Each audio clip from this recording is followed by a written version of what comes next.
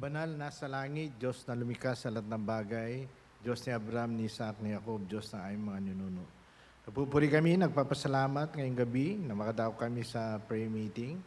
Samahan niyo kami ng kaalaman, katalinoan at puspos ng banal na Espiritu sa pag-aaral muli ng banal na salita at sa punong pananalangin. Salamat, Ama, sa iyong pong protection, sa iyong provision, sa iyong divine guidance. Salamat sa comfort at strength na gagani sa iyo sa araw-araw sa aming sambayan. Sa pangalan ng Panginoon Jesucristo, ito aming dalangin sa gabay kapangyarihan ng banal na Espiritu. Amen. Magandang gabi po muli. Nandito tayo ngayon sa ating midweek prayer meeting. At September 13 na po. At ating pong pag-aralan, ang tema po ay ang tunay na iglesia ng Panginoon Kristo. Ang pamagat ng ating aralin ngayon, sino ang may-ari ng iglesia at sino ang nagtayo nito. Yan po ating sasagutin sa ating pag-aaral. Dadako tayo po sa talata o teksto natin. At Mateo 16, versikulo 16 hanggang 18. At sumagot si Simon Pedro at sinabi, "Ikaw ang Kristo, ang anak ng Diyos na buhay." Sumagot si Jesus, sinabi sa kanya, "Pinagpala ka, Simon, na anak ni Jonas, sapagkat hindi ito pinayag sa iyo ng laman at dugo, kundi ng aking amang siya nasa langit. At ako naman nagsasabi sa iyo, ikaw ay Pedro, at sa ibabaw ng batong ito, itatayo kong aking iglesia, ang tarangkaan ng Hades sa hindi mananaig laban sa kanya." Yan po yung ating talata na ating pong pag-aaralan, no? So, ang pagtanaw sa maraming iglesia sa ating kapaligiran. Punta tayo sa ating pong pasimula o introduction. Ang pagtanaw sa maraming iglesia sa ating kapaligiran, sa ating pong panahon, sila may founder o tao na nagpasimula, nababanggit at pinaparangalan. At alam nila kailan ito nagsimula. Ito'y kanilang pinagmamalaki kung sino ang tao na nagsimula nito at tinatanghal nila ang kanyang pangalan higit pa sa Panginoon Kristo. Mahilig din sila makipagdebate kahit pinagbabawal ng Biblia. Sa Roma 1:29, nakapuspos sila ng buong kalikuan, ng kasamaan, ng kasakiman, ng kahalayan, puspos ng kapangyarihan, ng pagpatay sa kapwa-tao, ng pagtatalo, ito yung debate, ng pagtatalo, ng pandaraya, ng mga kasamaan, mga pasala. At sila ay magaling sa filosofya o tinatawag sa English na logic. Kaya ipapayakan nila kahit tamang sinasabi na binabanggit mo sa salita ng Diyos ay kanila itong babaluktutin. Mas higit pa nilang pinaparangalan ang founder nila at ang iglesia kung saan sila ay nakasanib kaysa sa Panginoon Kristo. Ang paraan ng kanilang kaligtasan ay pagmimembro sa kanilang lokal na simbahan at kailangan kasapikan nila sa kanilang kapulungan. Ang ibang iglesyang ito ay pinagbabawal ang pagsasaliksik ng kanilang mga membro sa salita ng Diyos. Ito ay kanilang pinagdidiinan. Pero sabi ng Panginoon Jesus sa 1:39, saliksikin niyo ang kasulatan upang malaman niyo na may buhay na walang hanggan. Pero ang Panginoon Jesus mismo nag-uutos sa 1:5, talatan na 30, sabi niya, saliksikin niyo ang kasulatan upang malaman niyo na mayroong buhay na walang hanggan. So ang Panginoon Jesus mismo. Pero marami mga iglesia sa ating kapiligiran pinagbabawal ang pagsasaliksik sa Biblia. Pwede lang pakinggan nila at magturo yung kanilang tagapanguna. Ang paggawa ng mabuti at pagdala ng kanilang katuruan at mga babasahin nila sa mga baybahay at sa mga iba-ibang gusaling maraming tao, sila ay naglilimbag ang kanilang babasahin na makalahad ng kanilang mga turo sa kanilang mga magasin ay bahagi ng kanilang kaligtasan ang ganitong gawain. So may mga iglesia naman dyan, naglilipana, nagbabaybay, nagbebenta ng babasahin nila at mga libro at bahagi ito ng kanilang kaligtasan kaya sila ay nagpapagal. Punta po tayo sa buhay po ni President Roosevelt, yung fixed habit niya. Hindi ko na sinatagalog. Ito po yung English. It was a fixed habit of President Theodore Roosevelt to attend church on Sunday and continued all years in Washington, even in his term as President of the United States. He always see to it that Sunday is for the Lord of Lords and the King of Kings. With his family, they spend time worshiping the Lord and hearing God's word on his church at Washington, D.C. The pastor of his church always receive a letter or phone message from the president when he expected to be out of the town, explaining his absence. Napakanda pong tanawin itong buhay ni President Roosevelt, itong panahon niya, no? Isipin mo yan, palagi siya nga present sa church niya, kasama yung kanyang pamilya, nagsasamba. At kung siya mag-absent, ay pinapaalam niya sa pastor niya. At sinasabi niya ng mga kadailanan kung bakit wala siya sa gawain ng Panginoon. Sana lahat ng miyembro ng simbahan ay gano'n, no? At katulad sa atin, kung sila ay mag-absent, sabihin nila, bakit wala sila sa gawain. Ayan. Sino ang may-ari ng iglesia at sino ang nagtayo nito? So punta tayo sa katanungan itong talata, ating pumuling balikan. Ang katanungan ito'y masasagot ng talata, binigas o winika ng Panginoon Kristo nang siya ay nasa lupa pa at kausap ang mga disipulo. Sa Mateo 16, versikulo 18. At ako nagsasabi sa iyo, ikaw Pedro, at sa ibabaw ng batong ito, itatayo ko ang aking iglesia at ang tarangkan ng Hades ay hindi mananaig laban sa kanya. So mabasa natin sa talatang binanggit ni Jesus kay Pedro, sabi niya, ako nagsasabi sa Pedro, sa ibabaw ng batong ito ay itatayo ko ang aking iglesia. So ang iglesia ay sa Panginoon. Kaya wala tayo dapat idugtong sino man pangalan na tao sa ating simbahan. Kasi nagsabi na nga ang Panginoon Jesus na siya ang magtatayo, no? Sino may-ari ng tunay na iglesia? Ang Panginoon Kristo. Kaya sabi sa ibabaw ng batong ito, itatayo kong aking iglesia. Malinaw naman, binanggit ni Kristo, akin. Kaya lang iba naman, pangalan lang ang nakalagay. Ilalagay yung pangalan ni Jesus, no? Pero sa tutong turo, wala naman yung katotohanan. At hindi naman pinaparangalan ng Panginoon. At din nila sinasabi na ang Panginoon dapat ang magtatayo, no? Hindi tao at sino pa man dapat na tao ang parangalan sa isang simbahan o iglesia, kundi si Kristo lamang.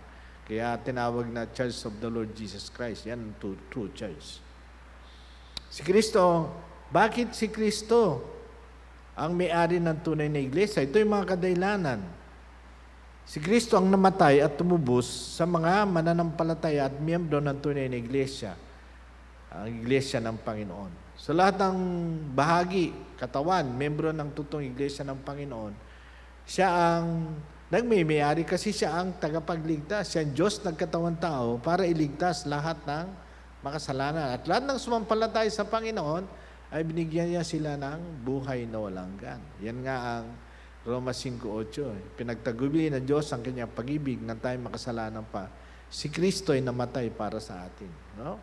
Kaya yung si Kristo ang namatay at tumubos sa mga mananampalataya. Gawa 20:28, kaya ingatan ninyo yung mga sarili at ang bungkawan kung saan ang banal na Espiritu nagtalaga sa inyo bilang tagapangasiwa upang pangalagaan ang iglesia ng Diyos na kanyang binili sa pamagitan ng sarili niyang dugo. Linaw po niyan Kaya dapat ang iglesia ng Panginoon, yung totoong iglesia, si Kristo siya ang nagmay-ari. We should not mention any person. No?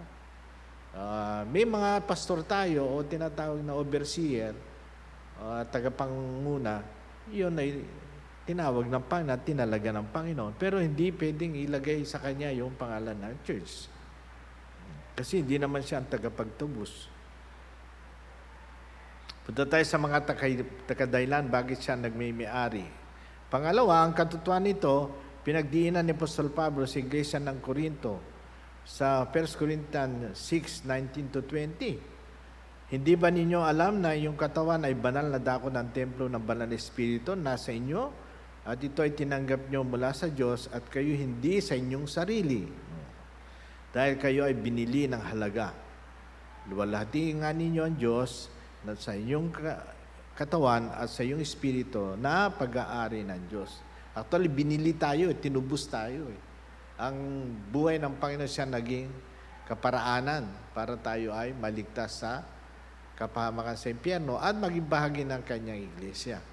No? Kaya nga sabi niya si John 1:10, at lahat sa kanya tumanggap, binigyan ng karapatan maging anak ng Diyos, makatwid bagaang nanampalataya sa kanyang pangalan. Manilaw na tinuturo ng bagong tipan na ang Panginoon Jesucristo ang tanging pundasyon ng kanyang iglesia. Ito yung pangalawa. Bakit siya nagmimiyari? Kasi siyang pundasyon eh. Christ is the only foundation of His church. Gawa 4, versikulo 11 hanggang 12. Siya ang bato na hinamak ninyo, sabi ni Pedro, itong pangangaral sa Israel, sa Jerusalem, noong araw ng Pentecoste. Siya ang naging ulo ng panulok. At walang ibang kaligtasan sa kanino man, sapagkat wala ng ibang pangalan sa ilalim ng langit na binigay sa mga tao na dapat nating ikaligtas. Yan ang pangalawang kadahilanan, no?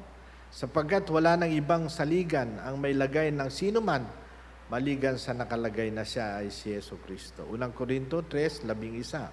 Sa Efeso 2:11 hanggang 20. Kaya nga hindi na tayo kayong mga dayuhan at mga banyaga, subalit mga mamamayang kasama ng mga banal sa kabilang sa mga sambayan ng Diyos. At kayo ay itinayo sa ibabaw ng saligan ng mga apostol at mga propeta at si Jesucristo mismo siyang pangunahing batong panulok. Kaya meron tayong awit na si Kristo ang batong matibay, no? Kaya mahalaga po yan na siyang pahalangan, siyang parangalan, siyang itaas, siyang nagmimari sa kanyang iglesia. At lahat na nasa loob ng iglesia ay makasalanan at walang kakayang magligtas at parangalan, kundi isa lamang ang Panginoon Jesucristo na Diyos nagkatawang tao. Siya ang nagmimari ng iglesia, siya rin ang nagtayo. Okay, so 1 Pedro 2:4 hanggang 8. Kaya kayo ay lumapit sa Kanya na siyang batong buhay, na tinakwil ng mga tao, ngunit sa Diyos siya ay pinili at mahalaga. Yan din pangaral ng Apostol Pedro sa mga Hudyo. Kayo rin mismo, katulad ng mga batong buhay, isang buhay spiritual, katanggap-tanggap sa Diyos sa pamamagitan ni Jesucristo. Dahil din dito, ito ang sinasabi ng kasulatan sa Isaiah 28:16. Narito, inilagay ko sa Sion ang pangunahing batong panulok, pinili at mahalaga, at siya na sumasampalataya sa kanya hindi mapapahiya. Kaya sa inyo na mga sumampalataya, siya ay mahalaga. Ngunit sa kanila na masuwayin, ang batong tinakwil ng mga tagapayo, ang siya naging ulo ng panulok. Ang batong ikabubuwal ay batong katitisuran. Yan ang Panginoon Jesucristo. Hindi tinanggap ng Israel, hindi nila pinaniwalaan na siya ang Mesyas, siya anak ng Diyos na nagkatawang tao. Ang pinangaral ng mga disipulo, ang Panginoon Jesucristo, yan ang Ebanghelyo eh. Kaya si Kristo nagmimiyari at siya rin nagtayo. Kasi ang tinuturo natin, the gospel of Christ. Walang ibang turo. Hindi tayo nagdodoktrina ng ating reliyon o ng ating iglesia. No? Para sa kaliligtas ng lahat ng taong makasalanan, kailangan nilang mapakinggan ang gospel of the Lord Jesus Christ. Yan ang, kaya siya ang nagtayo at siya may-ari. No? Ito ang sabi ng Apostol Pablo, na masikap kong pinatutuhanan pagsisi sa Diyos at pananampalataya sa ating Panginoon Jesucristo, kapwa sa Hudyo at mga Grego. Sinundan niya sa Roma 1, versikulo 16, sapagkat hindi ko kinaya ang Ebanghelyo ni Kristo, dahil ito ang kapangyarihan ng Diyos sa ikaliligtas ng bawat isang sumampalataya, una sa mga Hudyo, gayon din sa mga Grego. Kaya malinaw ang Biblia, ang katuruan ng Panginoon, na ang nagmimiyari ay ang Panginoon Jesucristo at ang nagtayo ay ang Panginoon Jesucristo. No? Ito yung poem ni Owen Glassburn, no? Nilagay ko dito. Ang ganda po kasing namnamin. Sabi niya, my church, a room of quiet, a temple of peace. No? Kasi sa bahay, dami natin narap problema, dami pagsubok. No? Minsan, di tayo at matahimik sa gawain, daming trabaho, sunod-sunod. Alas di ka nga makakaupo. Pero pag nagating ka na sa gawain ng Panginoon, lala linggo na, ayan, room of quiet, a temple of peace, a home of faith where doubting cease, a house of comfort where hope is given, a source of strength to help us to heaven, a place of worship, a place to pray. I found all this in my church today. Sana ganun din ang ating pakiramdam pag nag-attend tayo sa church. Nabibless tayo kasi kumikilos ang banal na Espiritu sa ating puso. Nakasumpong tayo ng peace, nawawala yung ating doubt, pinapalitan ng Panginoong faith, nako-comfort tayo, binibigyan tayo ng Panginoong hope, no? Binibigyan tayo ng strength para matanaw ang panangako niyang kalangitan. Ano sabi niya? A place of worship, a place to pray. I found all this in my church today. Purihin pong Panginoon na meron tayong iglesia na nasisilungan, nagbibigay sa atin ng a quiet place dahil nandyan po ang Panginoon. Nakakaugnay natin sa ating pananambahan. Okay, so sino nagtayo? O, malinaw naman, sabi niya, Pedro, sa ibabaw ng batong itatayo ko ang aking iglesia. Actually, yung bagitin ni Kristo Jesus to, ang ating Panginoon, ay future pa lang. Hindi pa nakatayo. Kaya yung word niya, itatayo ko. I will build my church, sabi ng Panginoon. I will pa lang.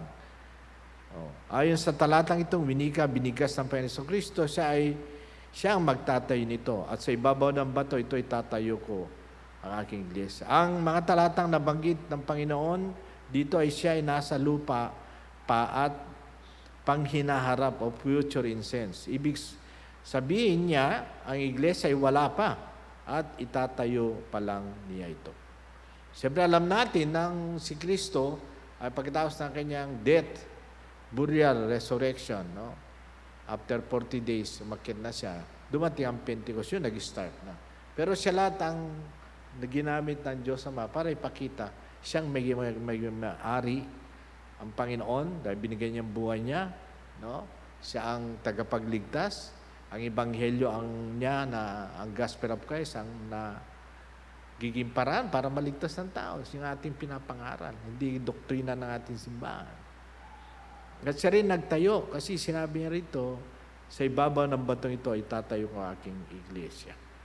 Siya ang nagkatawang tao para matubos. Paano itinayo ng Panginoon Kristo ang kanyang iglesia? Siya ay nagkatawang tao para matubos ang lahat ng makasalanan, na alipin ang takot at kamatayan at mapalaya sila. Yan, kaya nga nagkatawang tao siya para itayo eh. Kasi tinatanong natin, paano ito natayo? Kaya walang petsa. Kundi mostly ang ating ginagamit, nag-start ang church ay 33 AD, nung si Kristo ay nagsimula sa kanyang ministry. Nung ipakilala sa ni John the Baptist, sabi niya, the Lamb of God who will take away the sin of the world. Ang kordero ng Diyos na magtatanggal ng kasalanan ng sanlibutan. Ang mamatay siya, ganun din ang date. Kaya wala tayong binibigay na direct date. Pero kung balikan natin ang Biblia, nagkasala siya dan sa Eva, pinangako na ng Diyos Ama ang tagapagligtas. Sa Genesis 3:15. Kaya tinatanong natin the whole Bible na yan ay programa ng Diyos sa pagkahulog ng tao na nandyan papadala ang tagapagligtas. No? Siya ang nagtayo. No? Kaya basahin natin po Hebrews 2:14-15. Kaya yamang ang mga anak ay nakibahagi sa laman at dugo. Sa gayon din paraan, siya mismo ay nakibahagi gayon sa laman at dugo. Ibig sabihin, siyempre, ang Diyos anak dati, Espiritu. Ama, Diyos Espiritu. Ang Ama, Diyos Espiritu siya. Ang anak, Espiritu. Ang banal na Espiritu. Isang Diyos na sa tatlong persona, Espiritu lahat. Kaya dyan, malinaw na sabi ng Biblia, sa gayon din paraan, siya mismo ay nakibahagi sa gayon sa laman at dugo upang sa pamamagitan ng kamatayan ay kanyang mapawalang kakayahan. Siya na may kapangyarihan ng kamatayan. Yun ang dyablo. Versikulo 15. At sila ay mapalaya. Siya na dahil sa pagkatakot sa kamatayan ay palaging namumuhay sa ilalim ng pagkaalipin. Siyempre ako rin takot ako mamatay. Nasa Mindanao ako, pagputo ka na, nasusubsoy mukha ako sa lupa. Kasi hindi ko pakilala ang Panginoon. Takot ako. Pero nung nakilala kong Panginoon, nagkaroon akong confident to face death. Because death is the step in going to heaven. At alam mo na yung katotohanan, no? Kaya siya nagkatawan tao para matubos ang lahat ng makasalanan, alipin ng takot sa kamatayan at mapalaya sila sa kamatayan. Tayo po yun, mga niligtas, dahil bahagi tayo ng Iglesia ng Panginoon Kristo. Binasak niya ang gawain ng dyablo sa buhay ng mga sumampalataya sa Kanya. Unang Juan 3, versikulo 8. Siya na gumagawa ng kasalanan ay mula sa dyablo, sapagkat ang dyablo ay nagkakasala mula sa simula.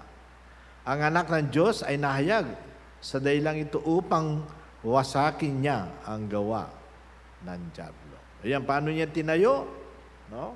Yung una natin ay siya ay nagkatawan tao. Oh. Tapos ano pa ang kanyang ginawa? Nagkatawan tao siya para tapusin ang takot natin na palay tayo sa kamatayan. Then, winasak niya ang gawa ng dyablo. Pinalaya niya ang mga mananampalataya sa pagkabiyag, sa pagkaalipin. Bandits tayo sa sine, kung saan tayo dalhin. Kaya minsan binabanggit ko nga sa mission doon sa, may binuksan ng Panginoon bagong gawain doon sa dako ng Mungkada, Santa Lucia West. Binabanggit ko na dati rin ako alipin ng bisyo ng kasalanan. Kasi dati akong sundalo. Pero pinalaya ako ng Panginoon. No? Paano tinayo ng Panginoon ang kanyang iglesia? Pinalaya niya lahat ng sumampalataya sa kanya sa pagkabiyag, sa pagkaalipin, sa kasalanan. Kaya kung naligtas ka, bahagi ka ng iglesia ng Panginoon, ay malaya ka na ngayon maglingkod, magpuri at dalhin ang ebanghelyo sa mga naghahanap ng katotohanan. 1:8, versikulo 34 hanggang 36. Sumagot si Jesus sa kanila, katotohanan, sinasabi ko sa inyo, ang gumagawa ng kasalanan ay alipin ng kasalanan. Ang alipin hindi nanatili sa bahay magpakailanman. Ang anak ay nanatili magpakailanman. Kung palalayan kayo ng anak, tunay kayo magiging malaya. We are set free. Free na tayo to do the right thing that gives glory to our Lord Jesus Christ. Yun ang ating buhay na ngayon. No? Kaya napaganda na kung totoo na bahagi ka na iglesia ng Panginoon, maintindihan mo ito. Paano tinayo ng Panginoon? Pinalaya niya. Kasi kung di ka malaya, nandiyan ka pa rin sa pagbibisyo, nakakasira ka lang sa iglesia ng Panginoon. Umusok yung bunganga mo, paglasing ka, pasuray-suray ka, nandiyan ka nagsusugal. Yung iba, nambababae pa. Magulo ang buhay. Kasi hindi totoong bahagi ng iglesia ng Panginoon Kristo. Sila ay tinawag, ang mga membro ng iglesia ng Panginoon Kristo, sa madilim na buhay tungo sa kaluwanagan kay Kristo. Dapat maintindihan natin yan eh. Paano tinayo? Tinawag tayo. Pamagitan ng Ebanghelyo, marinig natin, tayo nabubuhay sa madilim, makasalanan. At tinitingnan natin yung tamang buhay. Ganon din pakiramdam ko noon. Tama yung buhay ko kasi may reliyon kami. Kursilista yung tatay ko. Nagnunubena kami, nagsisimba naman kami. Pero hindi pala, mali pa rin yung buhay ko. Baluktot pa rin yung pamumuhay ko.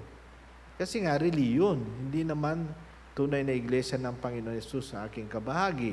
Pero dito sa unang Pedro 2:9, malinaw na sinasabi niyan, ngunit kayo isang lahing pinili, isang makaharlikang pagkakasaserdote, isang bansang banal at bayang pag-ari ng Diyos, upang iyong ipamalita ang kapurihan niyaong tumawag sa inyo mula sa kadiliman patungo sa kanyang kamanghamanghang kaliwanagan. Tinawag din ako ng Panginoon sa madilim na buhay. Anong madilim na buhay? Puno ng bisyo, puno ng pagkukunwari, puno ng kasinungalingan. Walang kalayaan na mabuhay ng tama at gawin ang kalooban ng Diyos. Kaya totoo no? Nabubuhay ka sa kadiliman, pero nung marinig mo ang gospel ni Christ, napakinggan mo, nagsisi ka, dahil piniwan mo yung maling buhay. Kasi ang ibig sabihin ng repentance, change of mind. Dilinis ako ng Panginoon, sabi ng Panginoon, if you confess your sin, 1 John 1:9, He is faithful and just to cleanse you and all unrighteousness.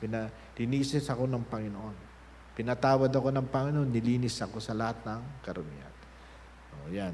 At patungo sa kanyang kamanghamanghang kaliwanagan. Siyempre, hindi ka nababalik doon sa ating buhay mo, susundan mo ngayon ang buhay na inanda ng Panginoon. Kaya sabi ni Kristo sa lahat ng makasalanan, come to me. or labor heavy laden, I will give you rest. So doon na tayo pupunta sa kaliwanagan kay Kristo. Sumunod sa kanyang gusto at direksyon ng buhay. Na masaya, payapa at tahimik at may kakontentuhan. Yun ang buhay na in-offer ng Panginoon na tayo bigyan ng kaliwanagan ng buhay. Sila ay tinuring ng Panginoon na kanyang mga anak, ang mga sumampalataya sa kanyang pangalan. They became His child by adoption. John 1:12, ngunit ang lahat ng tumanggap sa kanya ay pinagkalooban niya ng karapatan. Yun, maging mga anak ng Diyos, sila ay mga sumampalataya sa kanyang pangalan. Oh.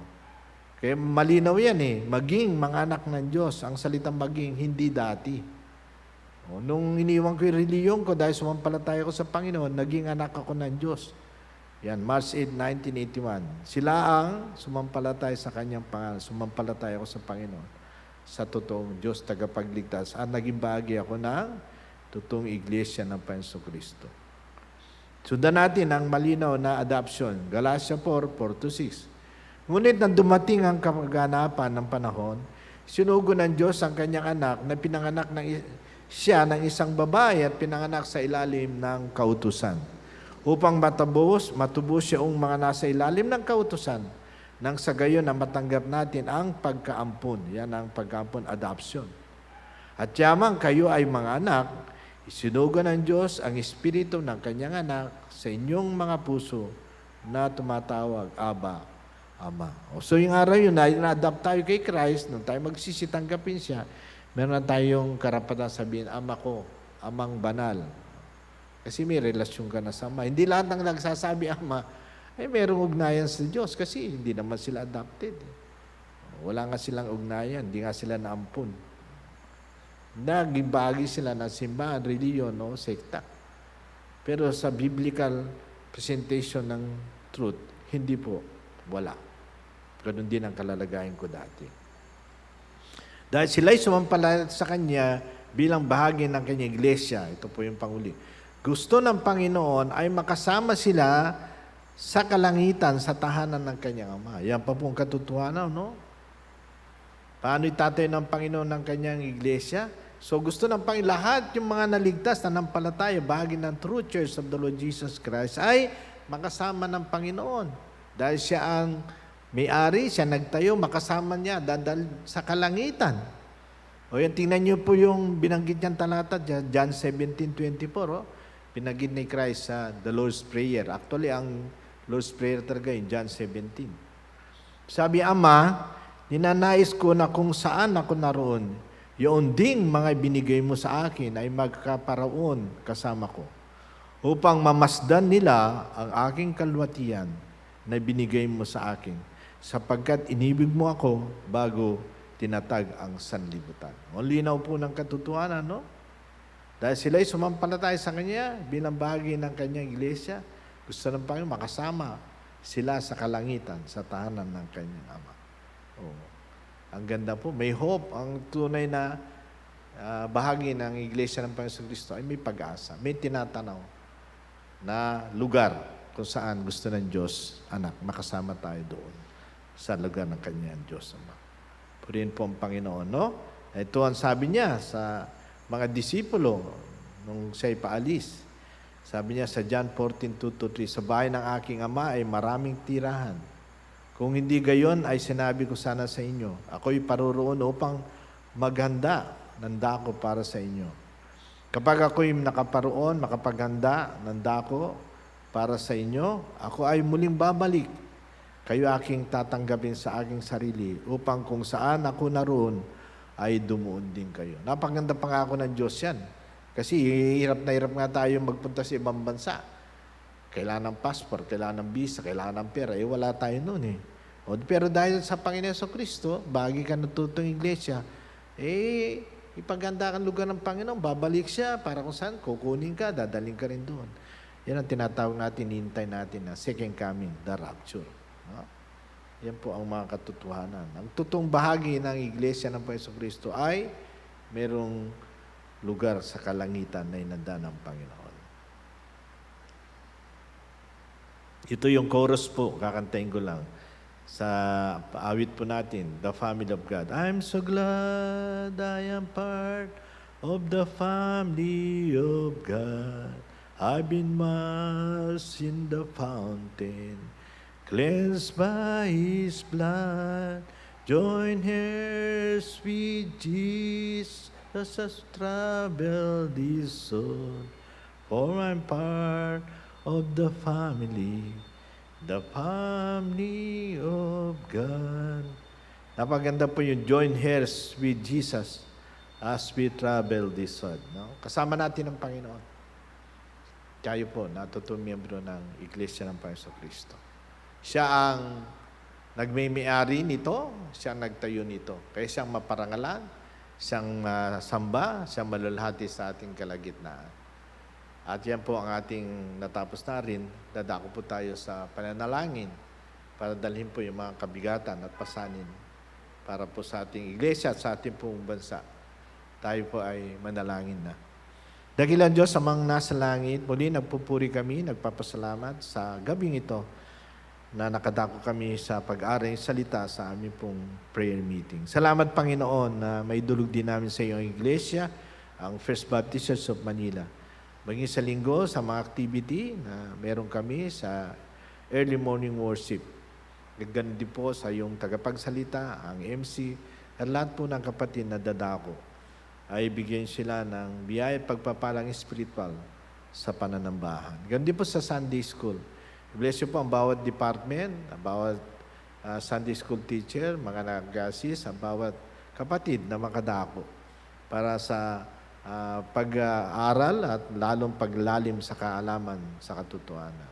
Pangunahan niyo rin po, Panginoon, mid worship service, ang kalagitnaan sa worship service, maging tagapagsalita yung speaker at ang aming pong tagapanguna.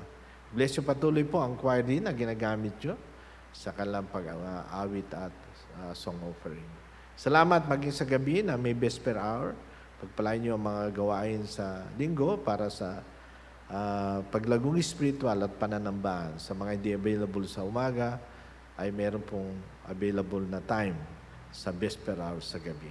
Salamat Panginoon, maging sa iyong pag-akay, panguna sa church, sa lahat ng kaayusan at mga pagsubok at problema dumarating. Alam namin kayong aming kasama.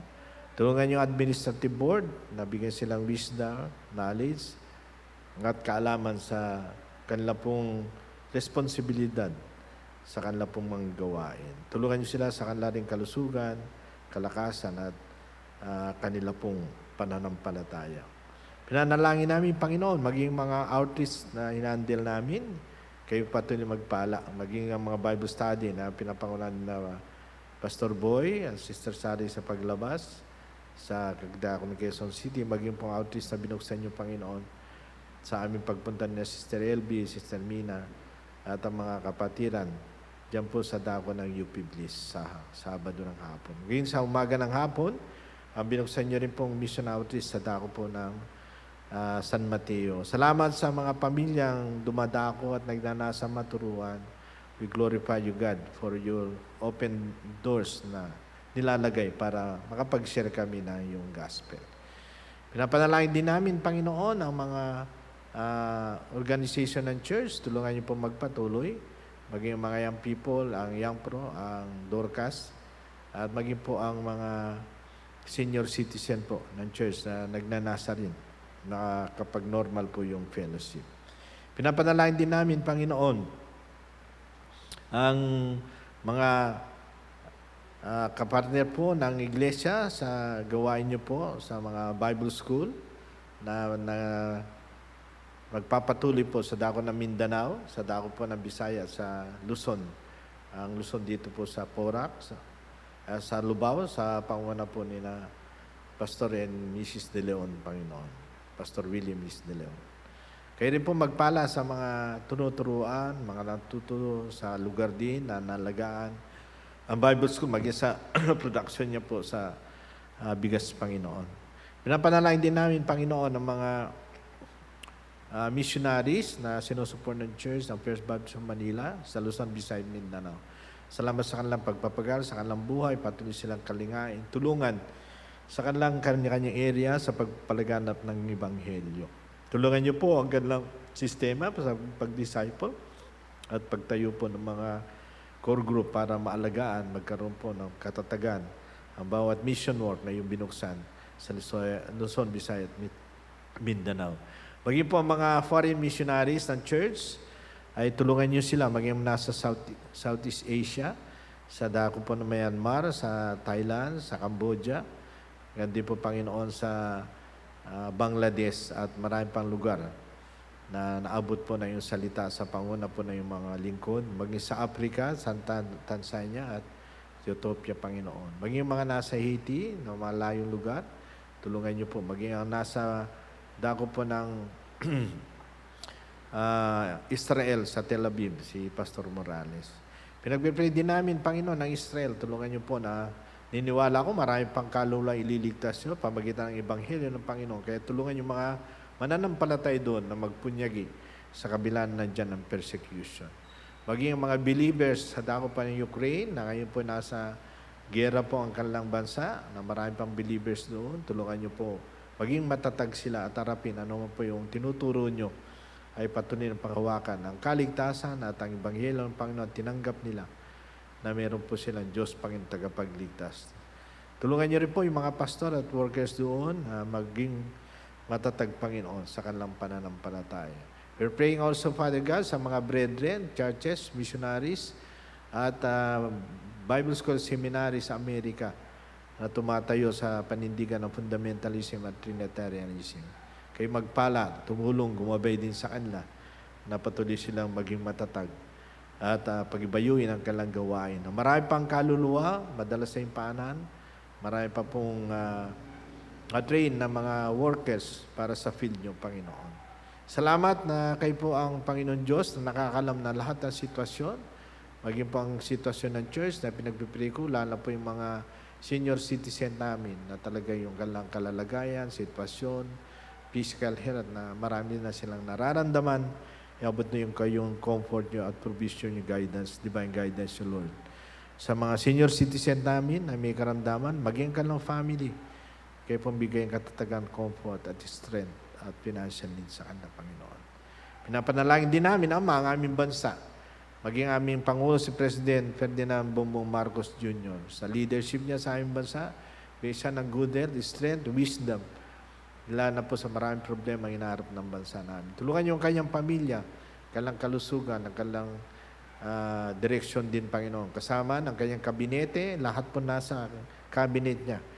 Tulungan niyo po na maging effective po sila, magamit sila sa area kung saan po sila nailagay po ng Pangulo. Lalo ng aming pong Department of Health, Department of Interior Local Government, na sumasagana rin po ang kaguluhan, ang mga problema sa pulis.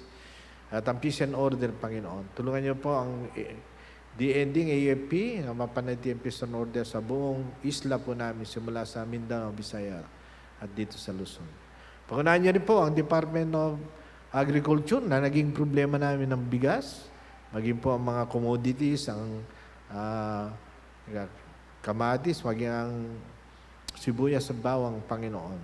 Naway magkaroon po ng pag-agap at karunungan ng mga nasa Department of Agriculture na siya po nagiging mabigat na sitwasyon ng aming pong mamamayan sa kasalukuyan. Tulungan niyo rin po, Panginoon, na makatuklas talaga ng langis na sapat-sapat para sa aming bansa through thy divine grace and mercy, na ang aming isla ay ang aming bansa pa nakapaligiran po ng 7,000 higit na isla.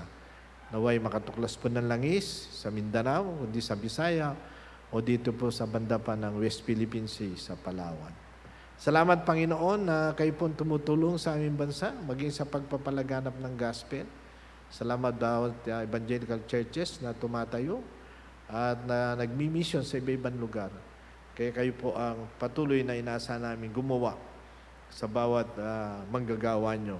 At tulungan nyo po maging ang pamilya ng First Baptist of Manila ay magamit ang puso at buhay ng bawat isa sa amin na naligtas sa Ebanghelyo, ay magpayag ng Ebanghelyo. Sagana sa aming mga mahal sa buhay, pamilya, kaklase, katrabaho, kapitbahay, lahat po ng opportunity na pwede namin dalhin ang gospel o share ang gospel. Tulungan nyo kami pong magbukas kami ng aming labi para ibahayag ang Ebanghelyo.